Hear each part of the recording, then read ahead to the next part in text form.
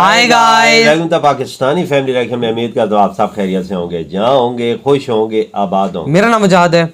मेरा नाम नदीम। तो चैनल पर नहीं हो तो चैनल को सब्सक्राइब कर लें, इंस्टा पे फॉलो नहीं तो फॉलो कर सकते हैं, लिंक मिल जाएगा डिस्क्रिप्शन में। तो यार आज का वीडियो बहुत ज़्यादा इंटरेस्टिंग है। तो वीडियो का टाइटल है how powerful is Indian army. तो यार गेट सेट फ्लाई फाइट का वीडियो है, बहुत ही ज़्यादा ज़बरदस्त ये वीडियो होने वाला है, बहुत ही मज़ा आने वाला है क्योंकि इनकी वीडियो बहुत ही ज़्यादा कमाल की होती है, बहुत ज़्यादा। तो ओरिजिनल वीडियो का लिंक मिल जाएगा डिस्क्रिप्शन में। तो कड़न करते हैं start. And Indian armed force का पूरा हिस्ट्री। क्या आप इस मिशन के लिए तैयार हो? तैयार हैं। जानना चाहते हो हम कहां से कहां आप पहुंचे? सो हाउस द जोश?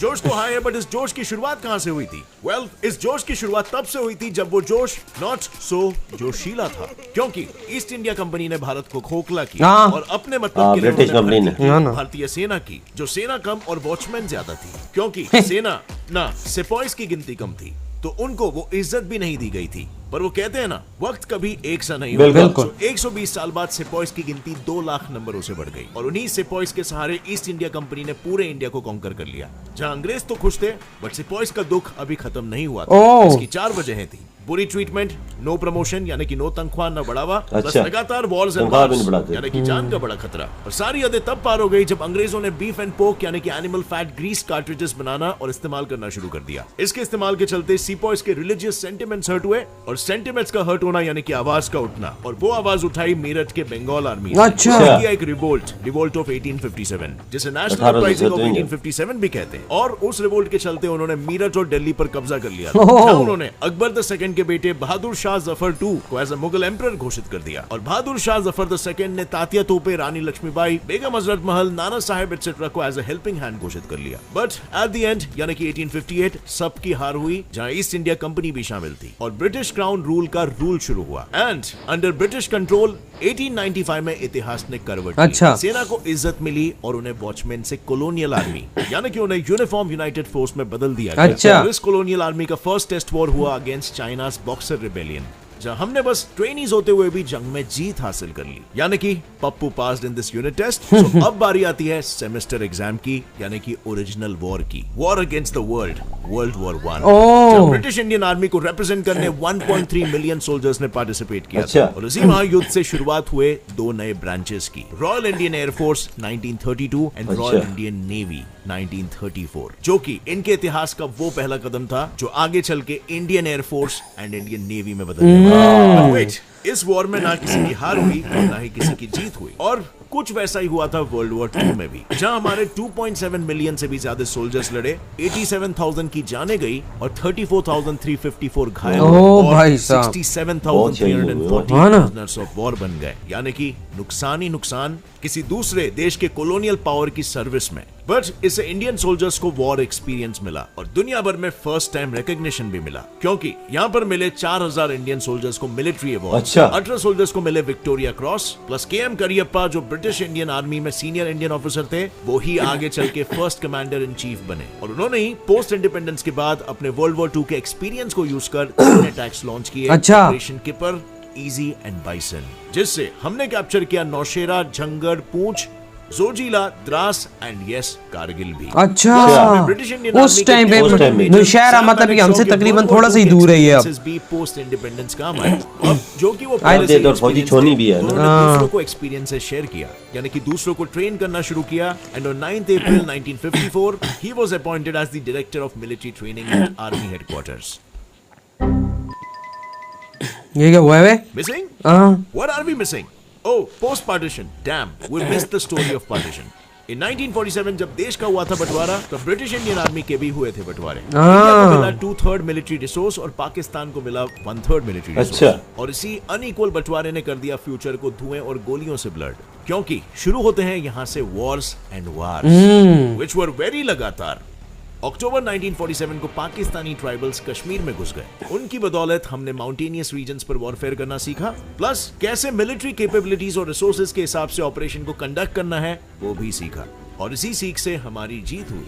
जीत का एक और एग्जांपल लेते हैं। हमारे first field marshal Sam Manekshaw, जिनसे 1971 इंडो पाक में इंदिरा गांधी ने हर एक पाकिस्तान के मूवमेंट पर सलाह मांगी थी। इनसे इंटरव्यू में जब पूछा गया कि पार्टीशन के वक्त अगर आपका नाम पाकिस्तान को मिले आर्मी सेगमेंट में आता तो क्या होता? वेल, उनका जवाब था ये वॉर पाकिस्तान जीतता। एक्सपीरियंस और कॉन्फिडेंस इतना मैटर करता है भाई। एक्सपीरियंस तो बहुत चीज है ना। पावरफुल कोट याद आ रहा है, दूसरों की गलतियों और एक्सपीरियंस से सीखो। आपके पास उतना वक्त नहीं है कि आप गलतियां करते बैठो। वही तो। एलेनोर रूजवेल्ट, बड़े बड़े व्यक्ति जैसे Bhimrao Ramji Ambedkar, Atal Bihari Vajpayee, doctor APJ Abdul Kalam, Nikola Tesla और स्वामी विवेकानंद, इन्होंने अपनी जिंदगी में काफी बड़े बड़े काम किए और गलतियां भी की है। आप उनके एक्सपीरियंसेस से अपने लाइफ के प्रॉब्लम्स को कैसे सॉल्व करना है, सही बात। अब हम बढ़ते हैं इन एक्सपीरियंसेस से आगे, क्योंकि एक्सपीरियंस के बावजूद एक वॉर ऐसा भी था जहां पर हमारी पहली बार हार हुई थी, और उसी पहली हार ने हमें बहुत बड़ी सीख सिखाई। अच्छा। वो वॉर था 1962 का इंडो चाइना वॉर, जब हमने चाइना को अंडर एस्टिमेट किया था। तो क्या लगता है क्या होगा? अबे लगातार जंगी होती रही है यार, और साथ ही हार गए अरुणाचल प्रदेश और अक्साई चीन के हिस्सों को। इस जंग में हमने अगर कुछ पाया तो वो था बस एक सबक, एक सीख, और उस सीख ने जन्म दिया एक नए आर्म्ड फोर्सेस के ब्रांच को, स्पेशल फ्रंटियर फोर्स। सीखने का मौका मिला ना। वही ना। इंडिया चाइना बॉर्डर्स पर सीक्रेट ऑपरेशंस कंडक्ट करना एंड इंटेलिजेंस डेटा को गैदर करना, और इसी के साथ हम तैयार थे चाइना से लड़ने के लिए। बट फर्स्ट चाइना के चेले से निपटना होगा, और उनसे निपटने के लिए हमारी मदद की फ्रांस एंड ब्रिटेन ने by supplying world war 2 era British centurion tanks, French AMX-13 tanks, world war 2 era के कुछ American M4 Sherman tanks and काफी सारा मॉरल सपोर्ट। अच्छा। बट जहां फ्रांस और ब्रिटेन हमारी मदद कर रहे थे, वहां कोई और भी था जो पाकिस्तान की मदद कर रहा था, which was America. not China, but it was US. They supplied the most modernized and the most powerful weapons, the modern M48 Patton tanks and F-86 Sabre jets. और शायद इतिहास को ना इंडियन आर्म्ड फोर्स को कुछ और ही मंजूर था, क्योंकि यूं कहूं तो हाउस द जोश के जोश की शुरुआत यहीं से हुई थी। हमारे जोशीले आर्म्ड फोर्सेस ने पहली बार इंटरनेशनल बॉर्डर क्रॉस की और लाहौर तक जा पहुंचे, जहां उन्होंने वर्ल्ड वॉर 2 एरा के टैंक से ऐसे वार किए कि उसने यूएस के मॉडर्न टैंक्स तक को चकनाचूर कर दिया, जिससे एक बात तो साफ हो गई थी कि जीत पाकिस्तान की नहीं हिंदुस्तान की होने वाली थी। बट फिर जंग में आया एक नया ट्विस्ट। यूएस एंड यूएसएसआर के ग्लोबल प्रेशर की वजह से पाकिस्तान एंड इंडिया को जंग रोकनी पड़ी। अच्छा। जंग रोकना यानी कि नेगोशिएटिंग टेबल पर बैठना, और उस टेबल पर हमने ताशकेंट एग्रीमेंट साइन किया। वॉर के बाद 2 नए मिलिट्री और इंटेलिजेंस यूनिट शामिल हुए। Number 1 counter terrorism, counter special reconnaissance और होस्टेज रेस्क्यू के लिए फोर्स में आई पैरा स्पेशल फोर्सेस। नंबर 2 साथ ही फोर्स में आया इंडिया का पहला फॉरेन इंटेलिजेंस सर्विस, यानी कि इंडिया का CIA, यानी कि रिसर्च एंड एनालिसिस विंग। अच्छा। रॉ, जिसका सिर्फ नाम ही काफी है, क्योंकि वो क्या करती है ये आप सभी को पता है। जहां हम अपनी पहचान बना रहे थे, वहीं कोई और अपनी पहचान खो रहा था। इट वॉज ईस्ट पाकिस्तान, जिन्हें चाहिए थी आजादी। आजादी के लिए शुरू हुआ जंग, जंग ने बिठाया डर, और डर को चाहिए था सहारा, और उनका वो सहारा बना हिंदुस्तान। पर हिंदुस्तान की इस मदद से वेस्ट पाकिस्तान कुछ ज्यादा ही खुश नहीं था। And once again it's war time. 3 दिसंबर 1971 को पाकिस्तान एयरफोर्स ने इंडिया के 11 एयरफोर्स बेसेस और स्टेशंस पर कर दिए कुछ सरप्राइज हमले। अच्छा। मुंह तोड़ जवाब के लिए हमने Russian made fast missile boats का फर्स्ट टाइम, दुनिया में फर्स्ट टाइम इस्तेमाल करके कराची पोर्ट को फोड़ दिया। पाकिस्तान नेवी और मर्चेंट नेवी के शिप्स को तबाह कर दिया, और हमने इस जंग को जीतकर ईस्ट पाकिस्तान को एक आजाद देश बना दिया, बांग्लादेश। इन्होंने साथ ही में आर्म्ड फोर्सेस का इतिहास ही बदल के रख दिया। 1984 से 2003 तक का समय था। यह समय था सियाचिन कॉन्फ्लिक्ट का, जहां 1984 से पहले सियाचिन ग्लेशियर पर ना इंडिया का हक था और ना ही पाकिस्तान। अच्छा। खाली जमीन कॉन्फ्लिक्ट चालू, वॉर चालू, और 2003 तक वॉर चालू रहा। और इंडिया वॉर के साथ साथ सियाचिन का 2500 एरिया जीत गया। 1999 में हमने पाकिस्तान को कारगिल वॉर में मुंह तोड़ जवाब दिया, और 2003 के बाद 2004 में IF में शामिल हुए गरुड़ कमांडोज।